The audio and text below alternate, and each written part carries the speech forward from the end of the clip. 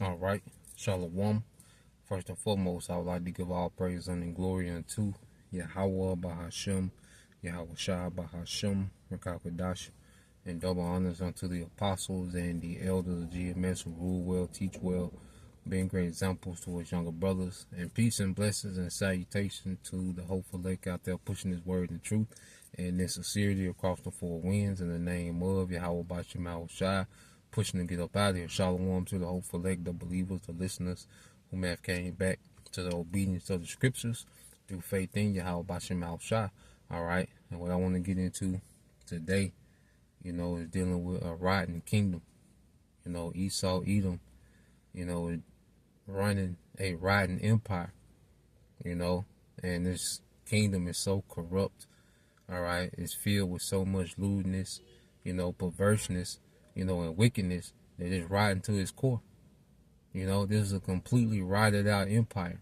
And if you know anything about, carpentry work, when certain things are rotted out, they can call what collapse, and this kingdom, is fitted to implode on itself, man, because of how wicked it is, man. Even amongst, these elites, okay, they're corrupt one against another. Okay, so you have corruption from the top elite banking families, to the city level, like these cities are corrupt, okay, to the everyday people are corrupt, as the king, so is the people.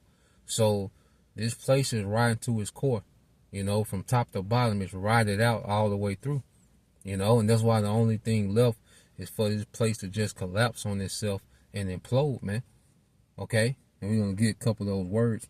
So when you go, let's see. When you go here, this is the book of Proverbs, chapter 28 and verse 2. It says, when there is moral rot, this is in the NLT, Proverbs 28 and 2 in the NLT. When there is moral rot within a nation, its government topples easily. Okay, and this is a government that's completely rotted out.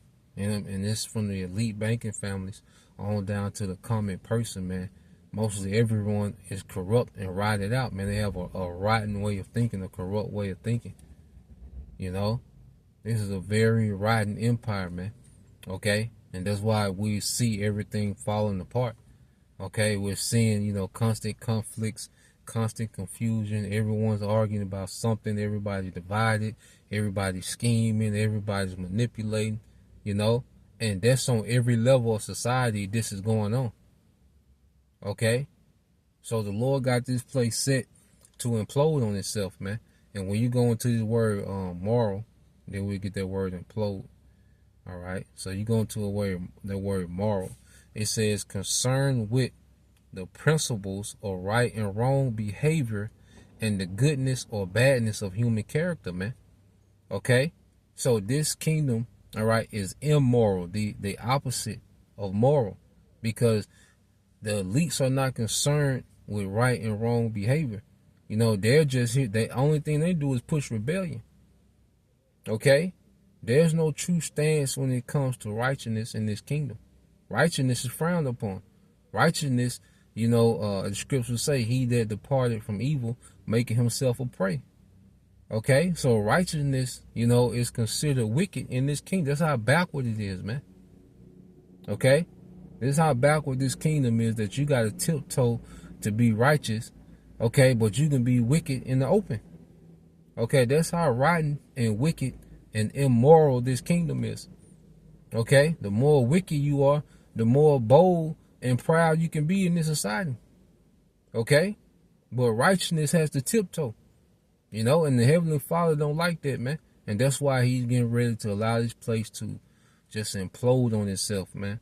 When you just get some synonyms for morale, it said virtuous, righteous, upright, right-minded, honorable, okay, respectable. You see? And this kingdom is anything but that, man. Noble. See, Esau is the opposite of all these things, because you go into, let's see, so you go into immoral. It says immoral, not conforming to accepted standards of morality. Okay, and the accepted standards of morality is the scriptures, man. Okay, and Esau, he doesn't conform to the morality, the righteousness of the scriptures. He does the exact opposite, man. Okay, because the Bible is a noble book. Okay, but the earth is being ran by ignoble people. Let's get that word ignoble. You know, which is the opposite of noble. Okay. The Lord gave us, you know, he breathed the breath into Adam. He breathed nobility into Adam, man. Okay. He breathed morality. All right. He breathed morals into Adam through the law, statutes, and commandments and that wisdom, man. Okay. It says ignoble. It says ignoble. It says not honorable in character or purpose. All right. Dishonorable, unworthy. Okay. Low, degraded, improper. You see? So this man is a reprehensible. Okay. Base. And the scripture called Esau a base man. He's ignoble.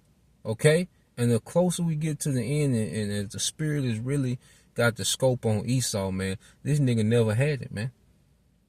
You know, he just been running. He just been, you know, running amok, but he never had it, man. You see, as we get closer to this nigga, like brothers been going into the Wizard of Oz, man, as we get close to this nigga, man, Esau really never had it, man. Okay, he been putting on for a long time. All right. And this kingdom has been getting more and more corrupt, more immoral, more ignoble. All right. Dishonorable. Okay. This is a kingdom that's deteriorating, man. Okay. To the point to where the average person has the mindset of a Satanist, man. Okay. A complete Satanist, man. This is how corrupt this kingdom is, man. And you look at the generation, think about the children that's in elementary school right now, how corrupt they would be if they became adults, man. How satanic and demonic they would be. Okay, because the damage is already done. You see that you know, you talking about third, fourth, that damage is already done. Third, fourth graders, fifth graders, the damage is already done. Okay, they've been exposed and seen so much in this short amount of time, man.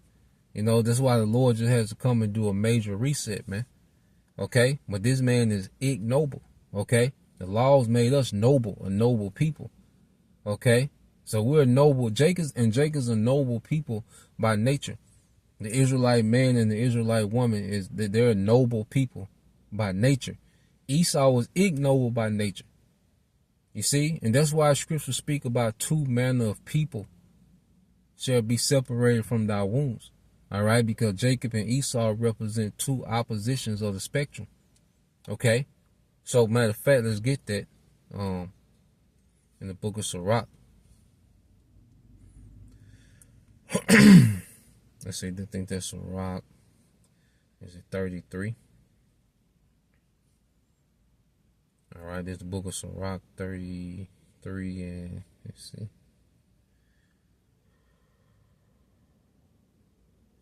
Yep, so this is Sirach 33 and 10. It says, and all men are from the ground, and Adam, all right, was created of the earth. Okay, so all men come from Adam. Okay, because Adam, you through the lineage of Adam, you had what, you know, Noah. Okay, a survivor of the flood, and through Noah, all right, and his three sons, all right, you have all the nations of the earth. So Noah, Shem, okay, and then out of Shem you had, you know, eventually Abraham, Isaac, and Jacob, okay, but then, you know, Isaac had what, Jacob and Esau, okay, which are two different nations. Jacob was the continuation of the sons of God, okay, through his seed, you see, and Esau is the wicked, okay. So when Jacob and Esau was born, you had two different spectrums, man. Okay, of people, two manner of people, two nations. Okay, and when you go into it, some of them have he blessed and exalted, and some of them he sanctified in Jacob. Okay, because Jacob was chosen and set apart from all the other nations, you know, that will come from Adam. you know, through Noah, all right, and Noah's three sons, Shem, Ham, and Japheth, all the nations that will come from those men. Well, Jacob, all right, which name was later changed to Israel, was separated unto the Most High. Okay, and it says, and sat near himself, but some of them have he cursed and brought low and turned out of their places, man. And this is Esau. Okay, because we're under the curses for our disobedience, but Esau, he's the cursed people. Okay, he is a curse, man. All right, it says, as the clay in the potter's hand to fashion it as his pleasure, so man is in the hand of him that made him to render to them as liketh him best. Okay, that's why Esau was fashioned to be the wicked, and Jacob was fashioned to be the righteous, man. Okay, Jake in their natural estate is a noble, all right, people of morals. You see, that's why, all, even when you go to Europe, all the politeness and the manners and the the customs, you see, what they call the proper manners and customs and etiquette, all that come from Jake, man. Okay, if there any trace of nobility that's on the earth, man, Jake is the origin of that, man. Okay, because you go into it, a lot of those customs from what they call the medieval time when Jake was ruling Europe, they came from the Near East, man. Okay, it originated in Jerusalem, man. Okay, amongst Jake, man, Jake is the former of all things. So when you go to proper manner and etiquette and dealing with nobility, dealing with virtue and integrity, honesty, man, Jake is the origin of that, man. We went off, we became corrupted, okay, but the Lord created us to be, all right, a people of nobility, okay. So he fashioned Jacob to be the righteous, and Esau was fashioned to be the wicked, the exact opposite, man. Okay? And you read on, it says, as the clay, this is Sirach 33 and 13, as the clay is in the potter's hand to fashion it at his pleasure, so man is in the hand of him that made him to render to them as he liketh best. Good is set against evil. You see that? And this is just Jacob and Esau. Jacob being the good, Esau being the evil. And life against death. So is the godly against the sinner, and the sinner against the godly. So look upon all the works of the Most High, and there are two and two, one against another. Okay? So right now what has happened, the Lord has awakened, all right, a remnant, okay, from Israel to return to righteousness, man. Because we became corrupt. All right, and a lot of our people, 2/3, they become rotten to the core under Esau's kingdom, man. Okay, this captivity has pushed a lot of our people to be rotten to the core. Okay, because you go here, 2/3, they have suffered from, all right, the corruption of this kingdom. And this word rescued us from being rotted out in this kingdom, man. Okay. That's why you go here, Jeremiah 2. Okay. This book of Jeremiah, chapter 2, in verse, 21. All right. Yeah, Jeremiah 2 and 21. Yet I had planted thee a noble vine. You see that? Showing you that Jacob was fashioned to be noble. And the Lord planted us, man, when he planted us in that land.